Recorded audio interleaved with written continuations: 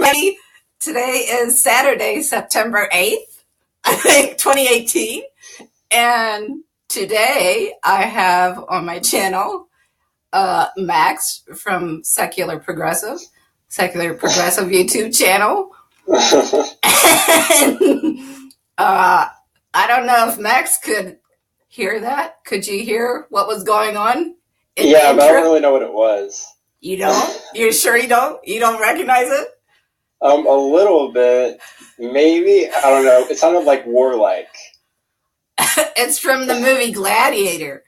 Aha! And they were chanting Maximus. Oh, the main character, yes. yeah. Russell Crowe, Maximus. Because when you told me your name is Max, I started calling you Maximus. That's right. So I was dying to use that clip for this interview. But you don't know that movie? Oh. Yeah, The Gladiator. No, it's just Gladiator. Oh. And I call it a chick flick because he's always thinking about his dead wife and son. And they did that deliberately for the female audience. Yeah, they actually included, That makes sense. Yeah, I love that movie because I'm just weird. So you're not into gladiator movies? Nah. So I don't really know that much about you, Max. We did talk a while before this. And all I know about you is that you're a student in college in Nebraska. And I don't know if you want to say which school. I don't know if it's the University of Nebraska, probably. Yeah, so I go to the University of Nebraska here in Lincoln. And I'm just currently, even outside my dorm room, I'm watching because I'm right outside of the stadium. Oh, okay. So everyone in the parking lot next to my building is tailgating and everything. Oh. It's a pretty big game. It's actually the first game of the season because the last game last week got rained out. So. Oh, really? It's been raining every single day here. It's rained for 9 days straight or something like that. But so it's pretty cold. But I'm definitely on the progressive side. Although I like to stay sort of nonpartisan because I just think that I think that honestly. Oh yeah, no, that's okay. When you look at it, because when you look at it, it's Democrats, Republicans, or even sometimes left versus right. It's just really the same. Two sides of the same coin, really. Yes and no. Yeah, I think the populist side, there are a lot of similarities between the left and the right. Yeah, and the parties, the Democrats and the Republicans I just call it a one-party system, really. Yeah. Yeah, I know that Jesse Ventura always said we have one more choice than Soviet Russia.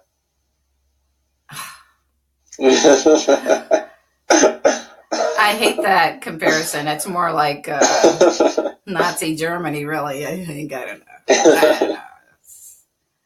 Yeah, I guess. I don't know. Sometimes I think that sometimes, I've seen, you're one of the few channels that I will watch regularly, but I have to admit, because I had distractions, I missed your last two videos.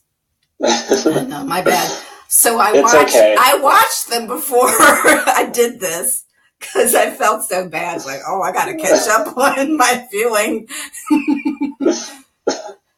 It's okay. How do you like them? No, I like your videos. I got a little upset with one because Holly Seeliger had suggested. Yes. And I was big on Holly. You know that. I remember that. That's how I met you. Really? Oh yeah, in the chat, I think. Yeah, that's. Yeah, I always thought that you were a guy, actually. I come across as a guy online all the time, and dudes, they just think I'm a guy, and so they'll insult me the way a guy will insult another guy. It's because I'm a bitch online. I come across very strong in text. Yeah. It And wasn't until I remember once, because Holly mentioned you, like when oh, she was really? doing her live stream. Then she was like, "Oh, I see, BB Hammer's in the chat," Yeah. and then she was like, "Oh yeah, like I love her or whatever," and I was like, "Oh, Did she say that? yeah, Oh, yeah. yeah," or something like that Yeah, along actually, those lines. yeah, that's why I'm really disappointed with Holly. I really liked Holly. And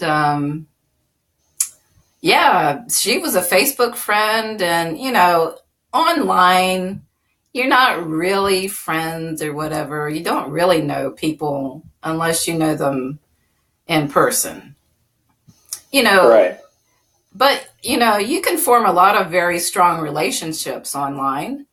And we had a strong relationship. We did. And I kind of looked at her like the daughter I never had. I don't have any kids. Mm-hmm. And I was very supportive. I helped to promote her channel. I was really, and, I donated regularly. Oh, yeah, I was helping her a lot. So I'm really disappointed in Holly now. I mean, I don't know. It just I seems, still think that she makes important videos here and there, though. yeah, I'm not saying that it's all bad. It's just that she makes a point of not offending people who support Trump. That's the Mm-hmm. problem. And I think that a big problem is when you start making a Patreon and all that, and you start making it more of like a full-time job instead of a hobby. Yeah. You're focused on the money. So I think that's a big part of it. She has a lot of her patrons or Trump supporters or people Now, who ain't not right. before. So she doesn't want to offend them. And that's right. It's because a lot of people, I think, were attracted to her channel because of the Russiagate lie, because a lot of people looked to her as a progressive who was against the Russiagate lie. Yeah.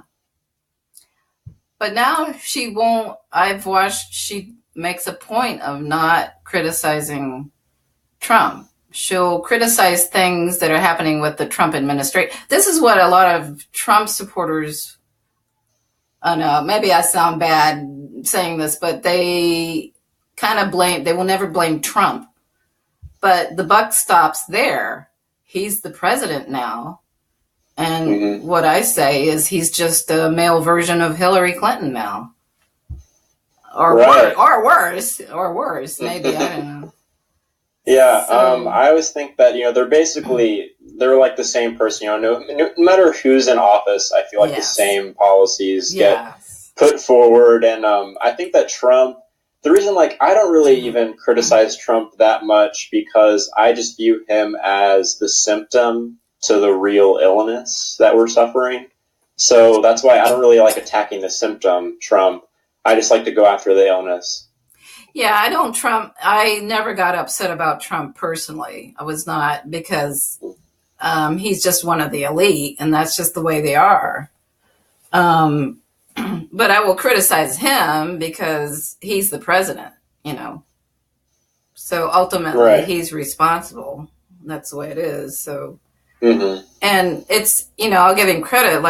I think sometimes he does try to fight back against the neocons like John Bolton. But unfortunately, he appointed John Bolton. Sometimes you can see that Trump's kind of fighting the warmongering about North Korea. But ultimately, he caves in to the neocons. To me, I don't know how you see it. If that's I always say that. I always said that because right after he got elected, I remember even Alex Jones once said, if he appoints somebody like John Bolton, we know that 100% he's not our guy. He's completely terrible. Yeah, and then here, I haven't seen Alex Jones saying anything really that bad about him. But, I mean, as soon as Trump put John Bolton in there, I knew that he was 100% controlled, 100% full of crap, not going to help us out. No. I mean, that was his decision to put him in. John Bolton, everyone knows that he is the worst warmonger. Oh, yeah. He's bad when the CIA says he's crazy. That's bad. Yeah. Yeah, that's true. So I remember even Tucker Carlson was debating John Bolton on his show. Oh, yeah. Did you see that? Yeah, Tucker Carlson is good sometimes, yeah. Yeah. And there are people on the traditionally left, but they're kind of fake left sometimes. They'll say, oh, Fox News, like there's nothing good on Fox News. Well, no, sometimes Tucker Carlson's good. And so sometimes Fox News is better than CNN or MSNBC. Sometimes. I'd say that because they have Tucker Carlson on, and Tucker Carlson tells the truth like 10% of the time, I say that that's more truth than you're going to find on any other network. Like CNN doesn't do that, MSNBC doesn't do that. Because Tucker Carlson, most of his show is complete crap, but then he has the few times where he's talking about Syria, the Russiagate lie. Yeah. He's talking about, I don't know, the whole, like when he's going after Bolton and the warmongers, then he's like actually good. Yeah. Or he even went after Jeff Bezos recently. Really? Okay. Yeah. I don't really follow... I really don't follow mainstream media very much, Neither do I. I only know if somebody says, oh, yeah, oh, okay, I didn't know that. And I don't follow the party politics that much. People think I'm a Democrat.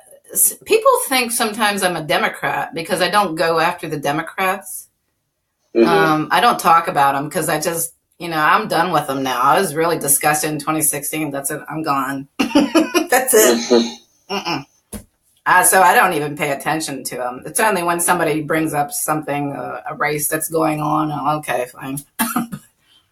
So that's why they'll look at my channel and they think, oh, you're Democrat, or because I don't criticize them. I'm going, no, they're too obvious to me to criticize. Exactly. I get that a lot. Also, for some reason, I also get that I'm a right-winger. Like, whenever I'm, like, just commenting on people's videos, or sometimes people comment on my videos, like, oh, you're a right-winger. Yeah. You're a Trump supporter. Yeah. And I'm like, okay, because I don't go after them enough. Yeah. Or don't go after, like, I guess I don't go after that many right-wingers, but I tend to focus on people that are on the left because I find that the fake left is more annoying than the real right, I guess. Yeah. There's a lot of fake going on the left. I'm going to show your channel so that people can see. So the videos I missed were the CNN slams Trump comments on South Africa as white supremacists, and will calling out Zionism stop genocide. So I thought that I was kind of worried about the South Africa thing. I don't really know enough about that, but I thought you handled it well. Trump was just saying that, nobody should be treated that way. It doesn't matter what race you are. But if you're defending white people, they think you're white supremacist or something. Exactly. And, I really don't think that Trump's even helping the situation at all by even talking about it, because whenever he talks about something, that becomes so polarized. Like whatever he takes issue on, he just makes it worse. So, but I did the other one last night. Yeah, I noticed that, but I watched them both today because I missed. But you do come across like. I'm just looking at your thumbnails, and this is why I used to joke that you kind of had the Hitler Youth look because of the haircut. And you're talking a lot about Zionism, so people are going to think, oh, this guy's a Nazi. I will say that I'm a socialist, but I'm not a national socialist. I know. But you've only done your channel for a year, right? Yeah. So when do you remember when you started actually doing videos? Yeah, it was late July of 2017. Oh, okay. So it's just a little over a year. Yeah. Okay. Yeah, I got started because I always watched the same progressive, Debbie Lusignan, and then she was always telling everyone, like, I can't be the only one doing this. Make channels, everyone. So I was like, okay, fine, I'll make a channel. Yeah. So I made one. Yeah, but I think you must be. What's funny is we have around the same sub count, but I think you've done well because you don't really put out a lot of videos. Yeah, not many. Yeah, but I think you've done well, And I would say that's because people are finding you credible, you know, on Thank camera. you. Yeah. So I think that's not bad since you just kind of, doing the casual video. Because there are channels that have been around longer and they don't have that kind of sub count. Yeah. And it's because they're not credible. I'm Yeah. just saying. So. But yeah, I definitely don't really post that much content. Only when I can, because I'm always just like doing homework or studying or working or whatever. So it's like only when I can find time. And like a lot of times at the very end of the day when it's been raining and stuff, I just look like complete crap. So I'm like, I'm not going to go on camera today. I know, it's stupid. I didn't really like being on camera at all because that's why at first I was just using my my little frog Zen guy thing because I wasn't comfortable being on camera, but people want you on camera, so okay, here I am, warts and all. Yeah, people like that. Yeah, I don't know. It sucks. Yeah, it's just so annoying how I get so many people just calling me either a Trump supporter or, white supremacist or anything. It's like I've always been on more of the left side of politics. Like, I was always very sympathetic to third-party causes, third-party left-wing causes like the Green Party and all that. Although I was involved with Young Democrats for a really long time just because I had a lot of friends that were involved in Young Democrats. Sure. So I was always involved in that, but I've always been on the left side of politics. Yeah. Well, is your family generally left-leaning? Yeah. Yeah, all of my like grandparents, great-grandparents, great-aunts, and great-uncles, they're all like retired from the DNC and stuff. So they've all been in like the Democratic Party. Oh, they've been in the party. Oh. Mm-hmm. Yep. So are your parents in the party or sort of? No, they're not. They just like my mom is technically she's a registered Democrat, but she voted for Trump actually. Oh, that's interesting. Okay. Yeah, and then my dad is more of just like a libertarian, but I think that he doesn't really. He's kind of gone back and forth, but he's definitely never been a fan of like Trump. Really? Oh, that's interesting. Why did your mom vote for Trump, or do you know? Or she because like her family originates from Western Pennsylvania, so they've seen a lot of things happening with trade, and she liked Trump's rhetoric regarding trade. Being anti-NAFTA, being for fair trade, being for like the steel workers, and was she from around her family Pittsburgh area or something like that? Yep. Yeah, she's from Pittsburgh. Yeah, and also Pittsburgh, West Virginia, stuff like that. Yeah, my family. Okay. Are they West Virginia even? Like that? With the Northern Panhandle maybe or something like that? Yeah, Morgantown. Oh, Morgantown. Oh, okay. Yeah. Okay. Yeah, because my parents are both from West Virginia. So that's... Hey, there you go. That's where my... Oh, yeah, German. I gotta say... Guten Tag, mein Schatz. What was it? Is it Das der Hammer? Yeah. To say awesome in Germany now is Hammer. Or that's awesome. Das ist der Hammer. Oh, yeah. There was somebody, a German, commented on one of my videos and said, remarkably good pronunciation. I go, okay, good. They gave me a thumbs up. I speak Dutch. But it kind of, so it's, the problem is Dutch sounds a lot, it's definitely Germanic, but it's, the pronunciation is the G's are not a hard G, and in Dutch they're like, instead of, in German you'll say Guten Morgen, and in Dutch it's Goeiemorgen. Goeiemorgen. That's very different. I've noticed they look similar in writing, but the pronunciation, that's why sometimes I'm a little off. I won't pronounce like you say Guten Morgen, and the Dutch, they drop the N at the end of words like that because it's fast. You can talk faster if you don't have Guten Morgen. Takes longer. It's harder to say than Goeiemorgen. Stuff like that.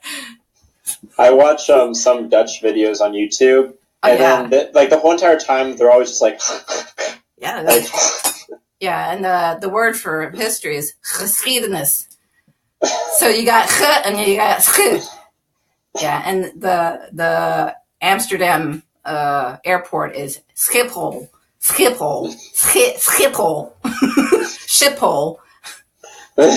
Yeah, so it's not it's a hard language for English speakers. The French find it impossible to speak Dutch.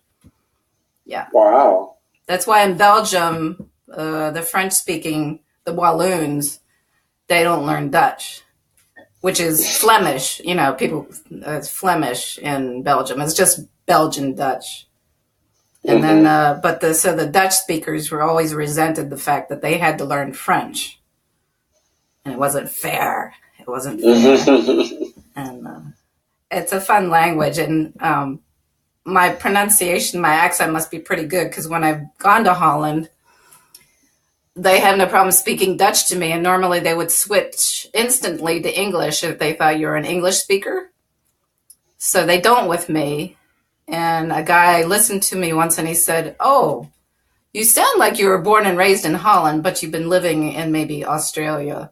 So they think I'm just visiting. They think I'm a Dutch person who's just visiting. So that's pretty good. But you get to know the country better if you speak the language. And there's a lot of most of the signage is good in Holland in English. It's a little off sometimes, like in Amsterdam, when you arrive, it says, "Welcome in Amsterdam," rather than "welcome to." So their English is a little off. And sometimes if there's a change in the train schedule, they only post it in Dutch. So if you can't read Dutch, you don't know that you're going to miss your train because there's been a schedule change. So stuff like that. Yeah, but I'm mostly German. My background, family background, but old from centuries ago. So is your family on both sides German, probably? No, actually, my dad's German, but my mom is actually Italian. Oh. Yeah, she's from her family's from Abruzzi or whatever, and Abruzzo or something. Yeah, it's on the it's like a section on the southern east side, like kind of middle southeast side of Italy. Is it Abruzzi? That's where they're from. Abruzzi, or I can't remember. I think it's that. Abruzzi, yeah, I think. I don't know. Oh. Yeah, and I'm slightly related to Al Capone too. I can see it. So you're kind of like a Italian Hitler Youth. Oh, you're like Mussolini. Yeah. You're like a mix of the fascist regime and the Nazi regime. And Mussolini was once a socialist. I know, that's why people on the right are saying the fascists were socialists. Like, come on. Jesus. So what year are you in? A senior. Oh, really? Oh. Yeah. Getting ready to hopefully ship out this year, but we'll see how this two semesters go. So you got 2 more semesters. You got this semester and the next semester. Mm-hmm. And what is your major? Finance. Oh, wow. So did you have to take a lot of different business courses in different areas too? But then you're specializing in finance. Mm-hmm. And then I also took a few courses like outside of it for like electives, like writing course and history of rock and roll and stuff. I just like my writing course because it got really political. So we had like a whole class where we just like talked politics, and I made everyone mad. I was going to ask you about that, how your politics goes over on campus there. It's very, very liberal here because Lincoln is a liberal city in Nebraska, and the campus itself is pretty liberal. So, and I'm pretty involved with all the political like organizations and stuff that goes on here. There's a new socialist organization on campus too, and that's pretty fun. They have little events here and there, so I get involved with those. But Mm. Really, it's nothing huge. There's not like a lot of huge protests. Last year, there was a big deal because there was like a white nationalist student that got Oh, like ran out of the university. So that was like a really big deal. yeah, because you did some video. Was it about that? It was that. I remember it. That was good. That was interesting. Where Yeah, so they, we have rallies yeah, like that. so they don't want, they want to censor any opinions like that, or yeah, if you don't fall in line. Right. The Really? university did kind of stick behind the student. They stuck by him, but the students basically just ran him out. So he just left anyways because he had to be walking around with security guards. Everyone knew That's a his good face. way. We actually, even to this day, there was like thousands of shirts printed out that says like "Hate will never win," and everyone wears those like every Wednesday. So like when I go around campus, there's like every third person wears like this black "Hate will never win" shirt because of him. So everyone, yep, we all just like chased him out. I didn't participate in Yeah. that, but everyone just chased him out. It was horrible. So you were the minority of people who, but they all wanted him off campus. Like I don't Yeah, they remember all wanted to what was he expel him. saying? What was he saying that was so? Or do you So the remember? so the thing that they say that they got him on was that he did an interview or something like that on YouTube where it was Oh, like cut and edited to oh look like shoot. he was advocating violence, but he's Oh, actually non-violent. But yeah. he was actually debating some like actual like Nazi skinheads. So he was Mm. sympathizing with them, and he was like, "Listen," he was like, "I like violence too. However, Oh, we have to like be we can't like be like punching people or anything. We have to stay nonviolent." But they just cut and edited it to make him oh, saying like, "Oh, I love violence" and all this. but he said he likes violence. Like, Or yeah, but what I was he mean, saying? like, Because I guess like, that maybe like I don't know, like I play Call of Duty, so I could say oh, I do okay, too. But yeah, it's okay, yeah, like yeah. they made him look like a terrorist basically, and Oh shoot. like if you watch the whole Mm-hmm. video, it would be just it was so obvious. I watched the whole video. It was so obvious that it was Yeah, that edited. he Yeah, was yeah. nonviolent. Oh.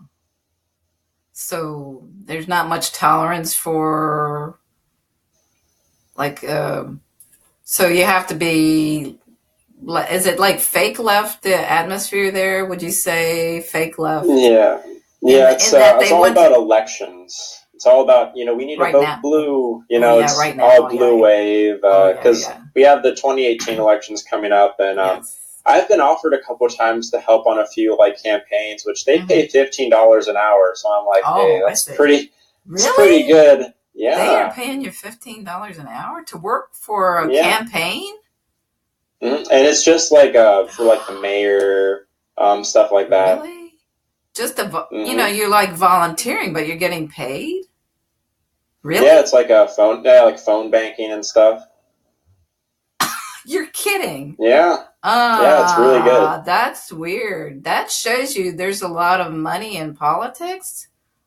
I have Hmm. never experienced that. Yeah, No. Yeah, I that know tells that. me. Yeah. Like, let's see, and we also have Warren Buffett here. I know that he Right. doesn't donate a whole lot to campaigns, but he does donate like $5,000 here and there to some Democratic campaigns and Right. stuff. Yeah, I forgot about Buffett being there. Yeah. Mm. Well, he's in Omaha, but same area. Yeah. Yeah. Yeah, because I was telling you before we started that, well, I'd never been to Nebraska before, but I drove across back in 2015. Yeah, and so it was interesting. Oh, so speaking of that, I told you we were talking before we started that when I was in Nebraska 3 years ago, I came across a progressive newspaper called Prayer. I have it on the screen, the website, and I sent you the link. And you weren't familiar with it, but I'm sure it didn't have a lot of. It's an interesting website, and there's an item here I have on the screen. No home on the range, climate change, and the Buffalo Commons. So they were trying to, restore the buffalo to the plains in Nebraska, because that's perfect environmentally is just having rangeland with buffalo. And one of your videos, one of your best videos, actually, because I like the music that you picked. Wait a minute, I'll find it. Hang on. It's the music's actually from Legend of Zelda, like the video game. Yeah. So it's a buffalo herd. Yeah, it's this. I'm just showing it here. Buffalo herd. How do you pronounce that? Hyrule? Yeah, Hyrule Field. Hyrule That's like Field? the song. Mm. That's a song? Or what? I'm sorry. Yeah, it's like because in the video game Legend of Zelda, there's like a field that you can go into called Hyrule Field. It's like right by the castle. That's where you got. Oh, okay. And then that's a song that they play as soon as you enter the field. It starts playing that song. Yeah, I like that. It's very dramatic. And like the fields remind me just of the video game. Okay, yeah, it's very lush looking.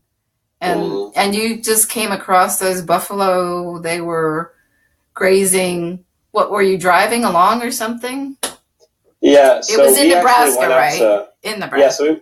So we went up to western Nebraska, my family last year, and we were just like there, kind of just like looking to see what's up, taking a mini vacation. We also went north, also to South Dakota. We saw Mount Rushmore. My mom has a cousin that lives up there, so we saw her. And then, so we were just like up in the western Nebraska area, and that's where you can actually see buffalo. Oh, that's neat, yeah. Because it's really a shame that they were practically killed off. I guess they're kind of coming back, but the gene pool must have been diminished dramatically. Yeah. So there isn't that.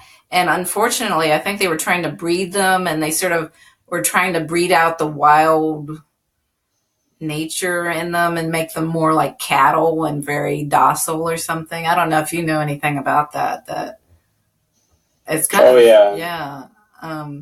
So, but those were wild buffalo that were just grazing there. That it was a wild herd. But they tend to like keep them confined in like a really big open space. So like eventually there'll probably be like a fence or whatever. But like they get like a huge amount of space to roam like miles. They're big and animals. Stuff. Yeah. But they like to keep them confined so they can actually, because if they go out wherever, like because there's just not a lot of them, so they need to keep them in one area. Yeah, it's really sad, the story of the buffalo. And it was such an integral part of the culture of the plains. And I'm going to say Indians, but, indigenous people. The Lakota, I guess. Yeah, and I think the Lakota were actually more of an Eastern people. And then they got the horses. They got a hold of horses that the Spaniards, I guess, had left, that had gotten loose and went wild.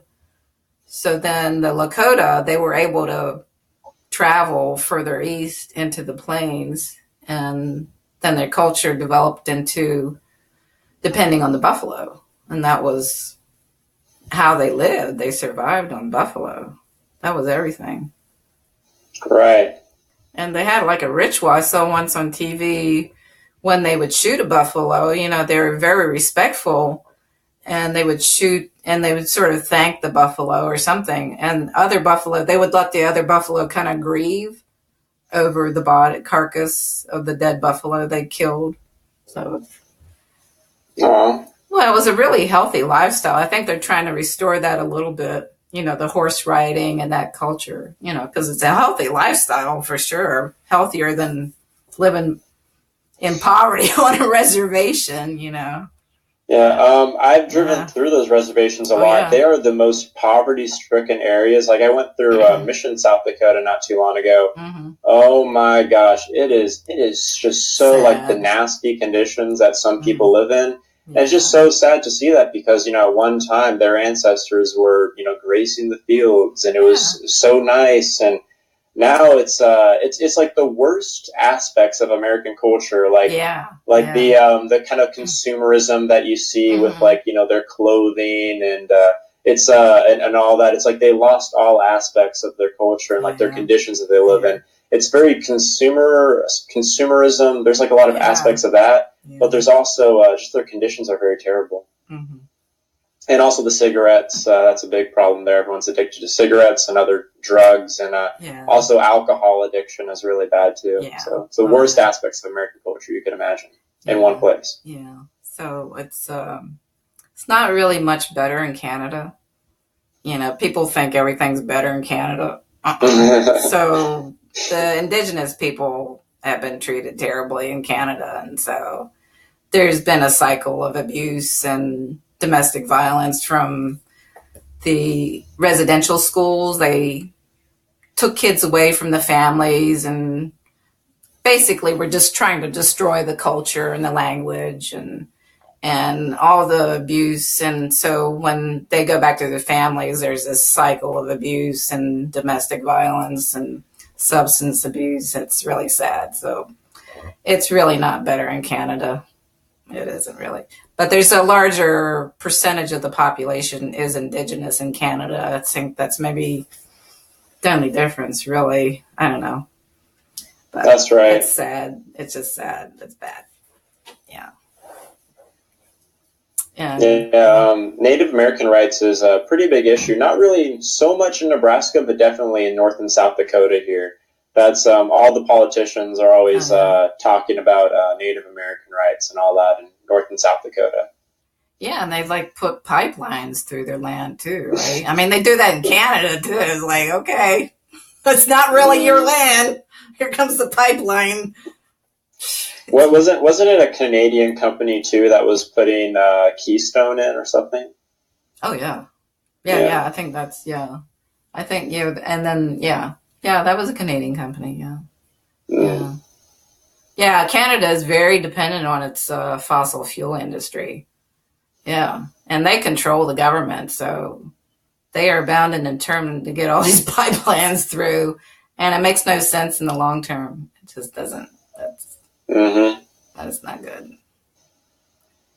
Yeah, so Canada is just little America, really.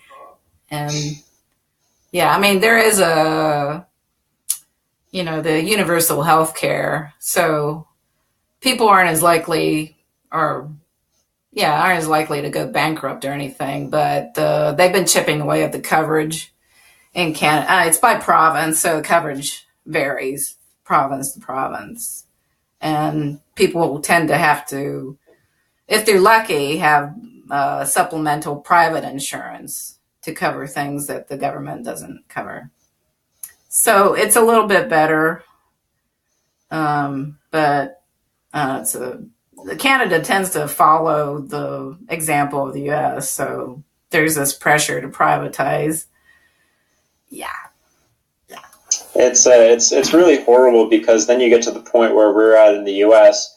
where the insurance industry is so big that no one wants to touch it because they say, oh, there's just so many jobs there. We have universal health care. Then what happens to the insurance industry, which is like so big? It's like, well, that's the problem. It's just so big, it has so much control, and it's all about insurance. When insurance profit is pretty horrible. I mean, like you pay so much for your insurance only to get denied coverage. Yeah, and then they have so many huge deductibles and things like that. Yeah, like in case people forget, I'm a Virginian. I'm in Canada, but I have dual citizenship, so it's kind of nice to see two sides, and so I can see the differences. Yeah, I appreciate a lot of things, the differences being in Canada. I understand the American Revolution so much better now because we're sort of going back to the monarchy again. It seems like what the revolution was fought for. So I appreciate that American Revolution so much now, what that was about, because we still have the monarchy here controlling things, really. Yeah. Exactly. Yeah. So I don't know. What else? We were talking a lot before we even started. I realized, we're kind of wasting this. We should. Okay, so you're doing finance. Mm-hmm. And why did you decide to do that? Because you would be more likely to find a job in finance? I'm just wondering. Well, I always wanted to do history and then Yeah, become like a history teacher or something. yeah. But I also liked architecture, so I also thought about being an Oh, architect. But I've always had an affinity for okay. mathematics. Yeah. So my parents pushed me towards more finance-oriented stuff. And at first, I was also thinking about engineering. Mm-hmm. However, it just Mm. seemed kind of really boring to me, so I decided on finance instead. So that's what I'm Do doing you think now. that's more exciting?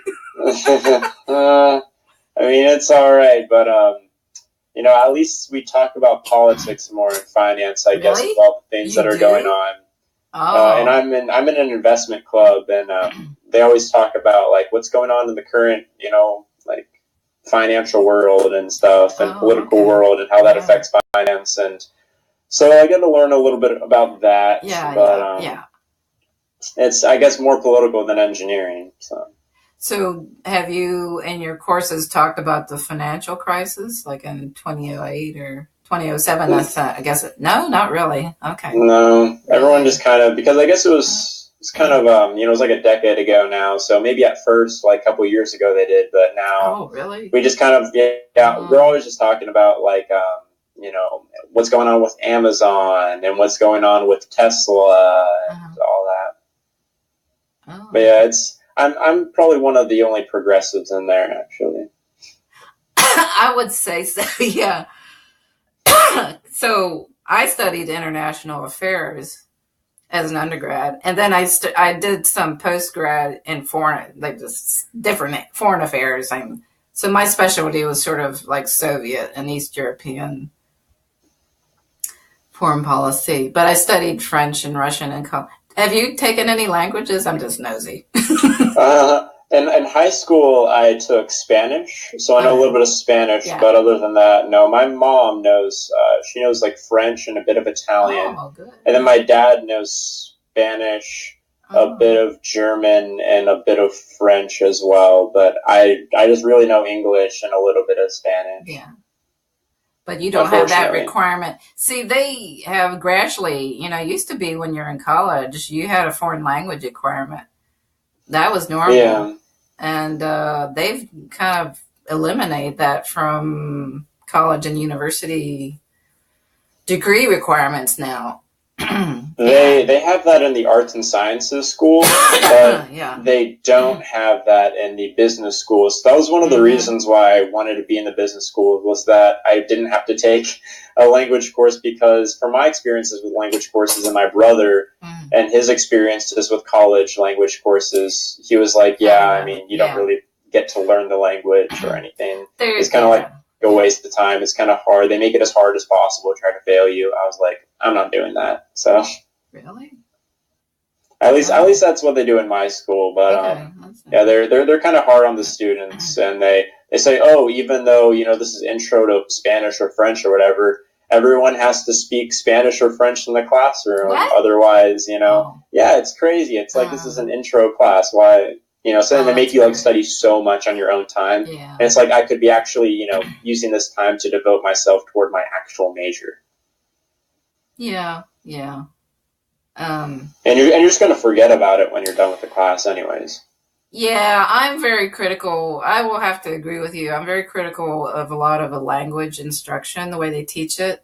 I've taught a little bit, and I believe in practical application.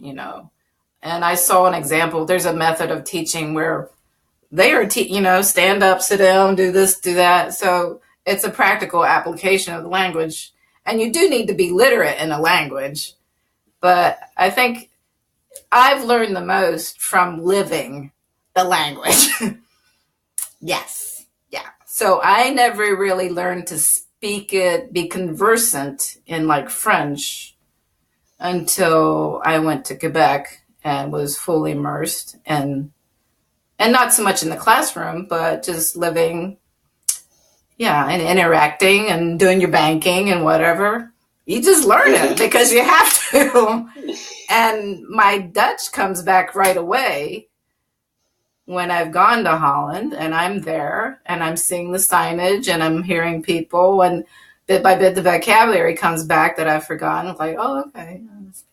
Yeah. So I don't like, yeah, yeah, I would agree with you. In college and university, the way they teach is not really a good natural, because you can pick up, I learned Dutch in 15 weeks.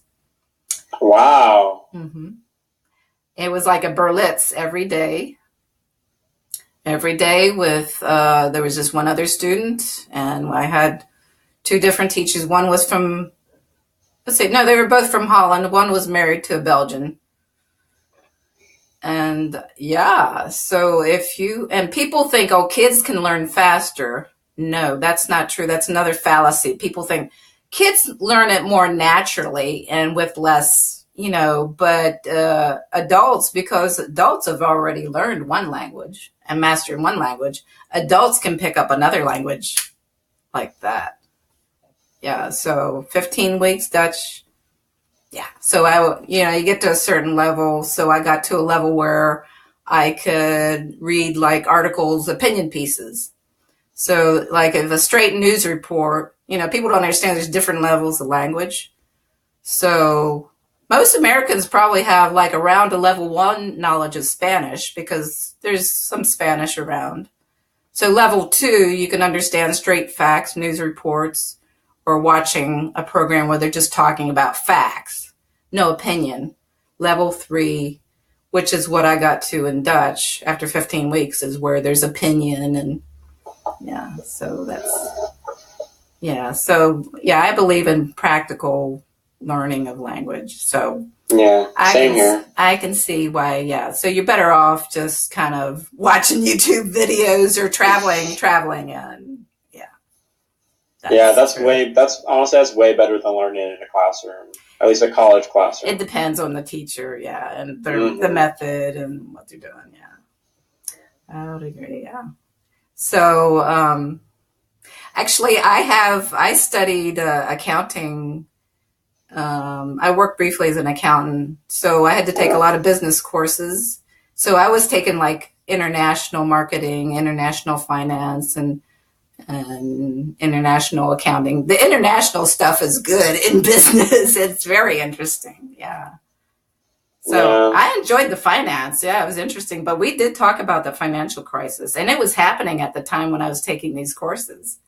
Yeah, that was interesting. The whole meltdown was happening while I was taking that course. Yeah. Yeah. That was a pretty big. That was pretty big. I remember that because of how many like foreclosures there were. Everyone was talking about this foreclosure and that foreclosure, and it just seemed like everything was coming to a screeching halt. And honestly, we really never got out of it. I feel like a lot of people's lives were just changed so much after that. And standard of living has gone down so much. Yeah. We all act like we're so past the financial crisis. No. But people are still living in extreme poverty, and when they were actually doing maybe not even that much better, but at least somewhat better beforehand, because the standard of living was better. Yeah, no, there has been no real recovery, I don't think. Yeah, like, I mean, I still travel to the US, at least once. I mean, I'm in the U.S. a lot because I cross the border. I'm right on the border. So, and then I travel back east to see my family like once a year. I'm going in October. Yeah. So I'll be there next month. Yes. And so I can see what's going on. And yeah, there's been no recovery that I can see. And people are really struggling. Yeah. So. I mean, just look at the Rust Belt. Yeah. Yeah. And that's why Trump won. That's right. It's funny because Trump's message was "Make America Great Again." I think that everyone with a brain understood what that meant. A lot of people were saying, "Oh, that means that he wants to like bring back the KKK." It's no. When people hear that message, they know exactly what you're talking about. Yeah, they're talking about, we had good jobs. The standard of living was really good. Now it's crap. People understood that. And then Hillary's message was basically, America's already great. Let's just keep it. Let's just keep the ship where it is. Yeah. We're doing just fine. Incrementalism, if even that. Yeah. So after, it was actually because Make America Great Again is about bringing back the middle class and a middle class standard of living. And that was really only like after World War II until the 70s, really. That was it. So, yeah, I mean, I saw that. I mean, I was a kid in the 60s, so I remember, yeah. And then the Vietnam War was really bad, but I guess the economy was okay. And Johnson introduced Medicare. Yeah, so that was very good. My grandmother, she benefited from that. Yeah, Medicare. And then things started going down in the 70s, and then Reagan came along, and that really, it's especially since Reagan is when things really, that trickle down economics, it doesn't work. It doesn't trickle down, it trickles up. Yeah. Exactly. I mean, people are just going to, and we see this with like Jeff Bezos, how he's the richest person that's ever lived, but he still pays his employees poverty wages. It's like people aren't going to want to share their wealth. It's just not what happens. It's not what billionaires do. They tend not to, things tend not to trickle down. Yeah, and people buy into that too. I was listening, I'm in Canada, but I was really disgusted. I had a yard sale, and there were a couple of guys, and they were criticizing the local city employees. They're working, they're not under pressure. They're making a good living, good benefits, and yet they're buying into the propaganda that the bosses are the ones who know. And I argued with these guys. They were basically arguing for, I said, what the goal is? Slave wages? No, slavery, slave labor. They were buying into the argument that the bosses know, the workers have to work hard for what they earn, and, And it's sad when you see ordinary people buying into this argument and criticizing public employees and what they make. I mean, that's what everybody should be making. And they're arguing for slave labor. That's what I told them. And they're going, what? And they said, I was talking to a businessman. Would you hire these public employees? These guys, when ordinary people argue for the boss, oh God, it's disgusting. And they admire billionaires, people admire, because they know they're so much smarter than us. What are you talking about? And Jeff Bezos, it's CIA Incorporated, really, I think it's Amazon supplies the Pentagon with a lot of stuff. I've heard something about that. I remember, I think it was on the Jimmy Dore show where they were talking about the CIA's connections with Bezos. Yeah, well, Washington Post, he got. Mm-hmm. Yeah. But yeah, like the whole thing is just crazy to me. How you find so many ordinary people basically like fighting for the corporations now, and even with us, this whole immigration debacle is a perfect example of this. Because we have corporations who want mass immigration in an effort to have basically slave labor, so they can have these immigrants working for absolutely nothing, and so these immigrants don't really benefit. The people who had those jobs before that are now unemployed aren't benefiting, obviously. But now this issue is so polarized as to, but if you're against immigration, then you're a racist. Mm-hmm. So then you have the left arguing for the corporations. Mm-hmm. It's a total crap. Yeah, and these guys that I was talking to, they, I could tell they were anti-immigrant. But they weren't understanding that, your enemy isn't the immigrant. It's the guy at the top who's manipulating the two sides. They don't get that. And one of the same guys, he was arguing about, he was spewing all this hateful stuff about Muslims. And he said, I know damn well he was lying. He said, I lived in the Middle East and they want all us infidels dead. I'm going, I don't think you lived in the Middle East then. And he was saying, have you read the Quran? I studied the Quran. I said, yeah, sure you studied the Quran. No. And he's saying, you know what the Quran says? And I'm going, have you read the Bible? I know damn well he'd never read the Quran and he'd never lived in the Middle East, but they'll lie when they argue. I know people, they'll just lie and say, oh, I've lived in the Middle East. I know Muslims. I said, yeah, I know Muslims. And they're not saying what you're saying, okay? Exactly. This whole preoccupation with Islam and the Quran is really Zionism. I know, and I told him he's being manipulated. This is what they want you to do. And he was saying, well, I heard Osama bin Laden claim responsibility for 9/11. Oh, and I said, yeah, you understand Arabic then? Or something. He said, no, he spoke English. I'm going, I don't think so. But I could tell this. Yeah, come on.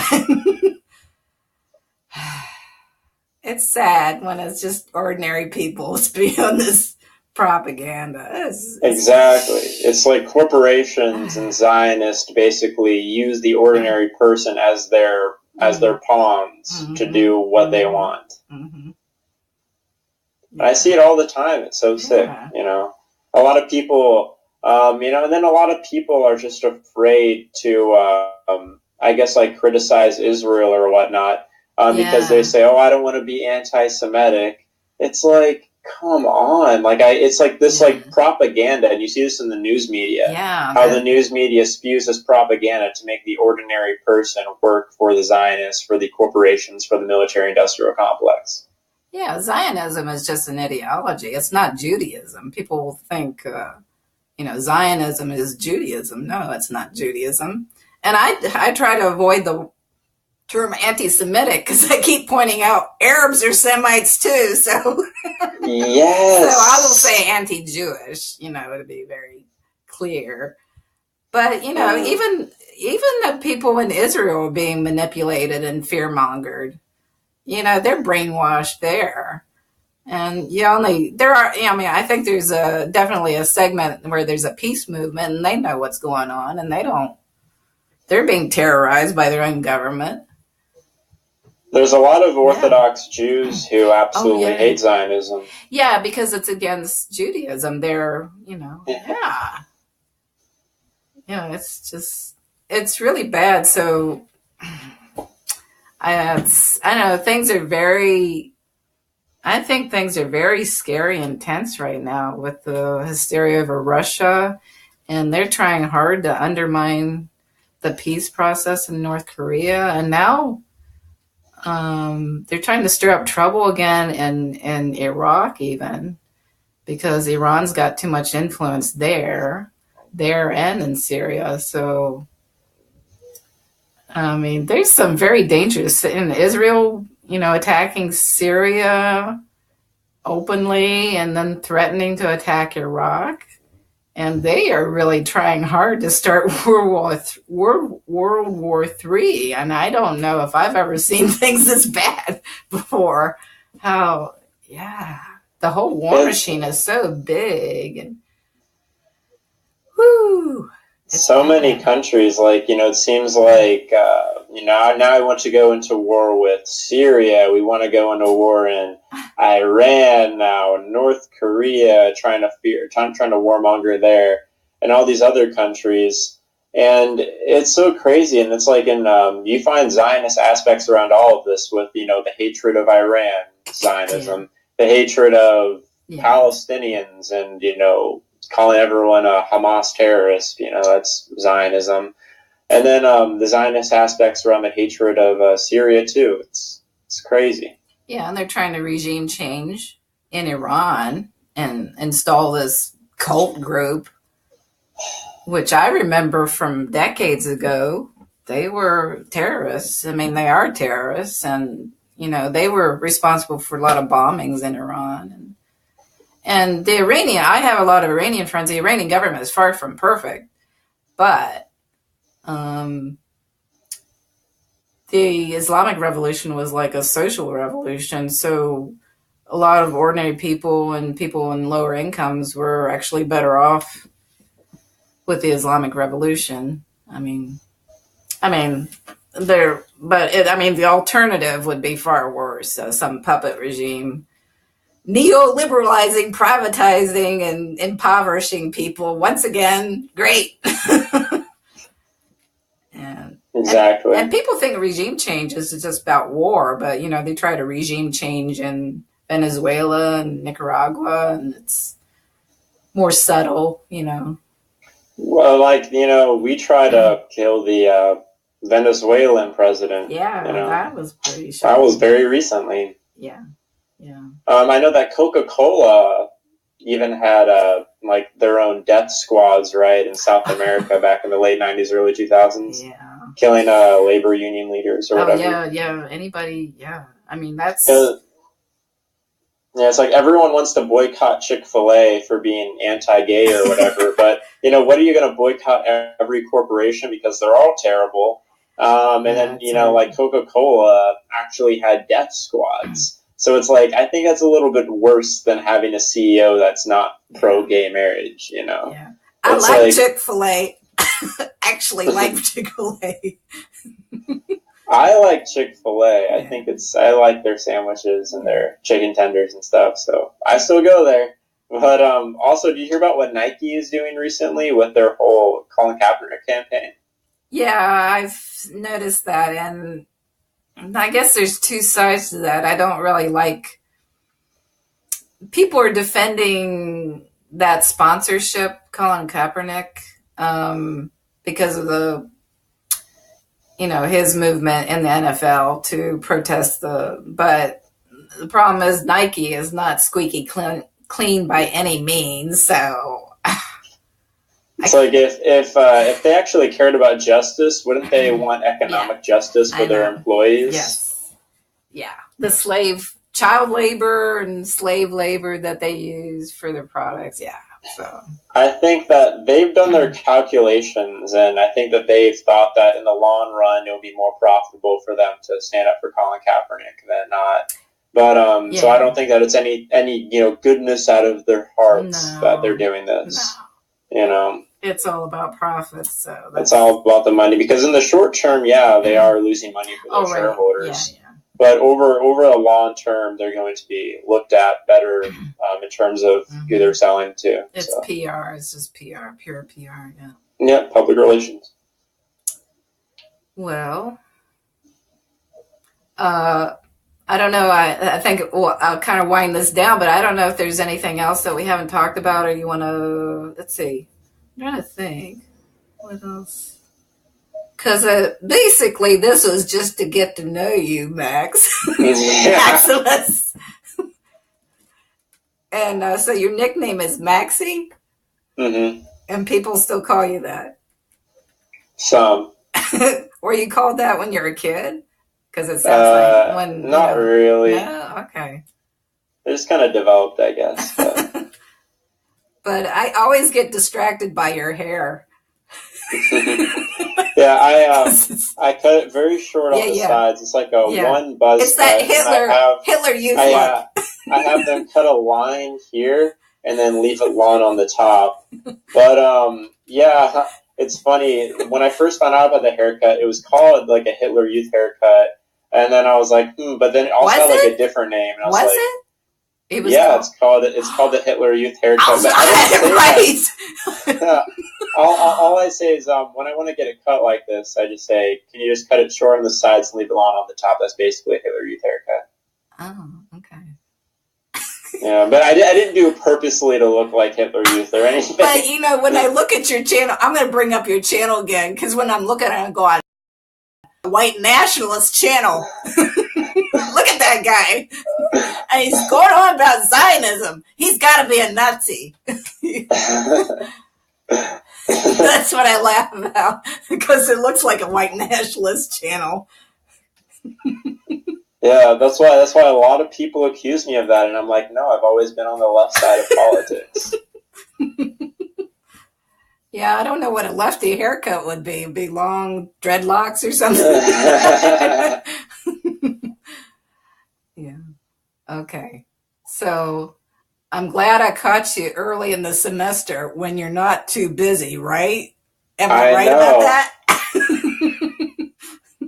because I know how it is. Yeah. Yeah. Okay, Max. Well, now I know a lot more about you.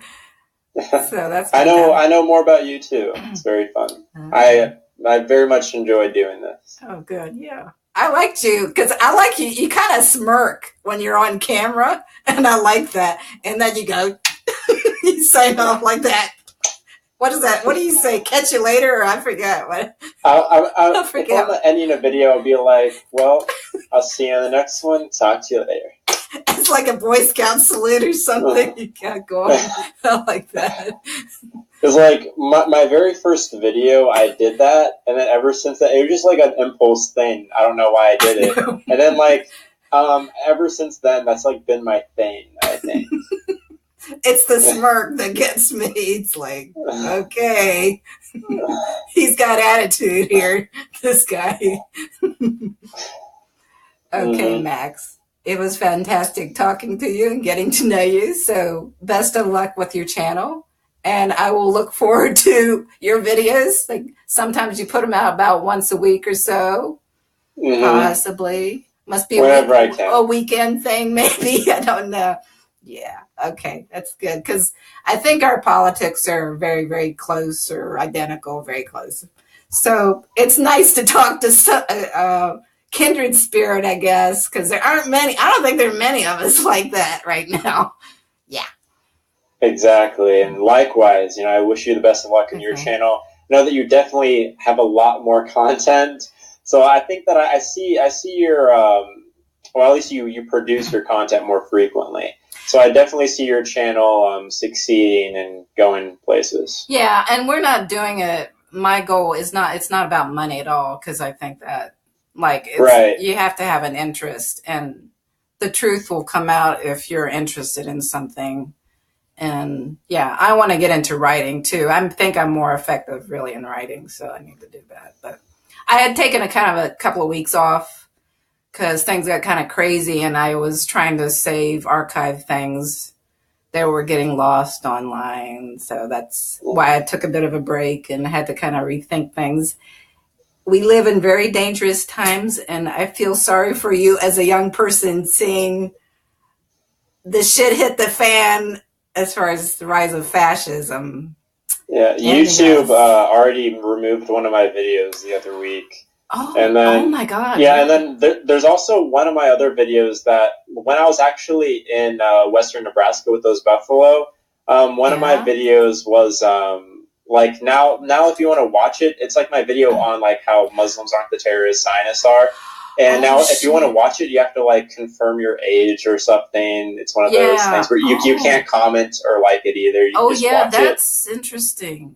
Oh, yeah, you have to like press OK before you can watch it. There's, like, it's like a warning. Yeah, viewer discretion kind of thing. Yeah. Oh, and then and then like 2 weeks ago or 1 week ago, they just like straight up removed one of my videos, and I appealed it, but it's still not up. So what was that one?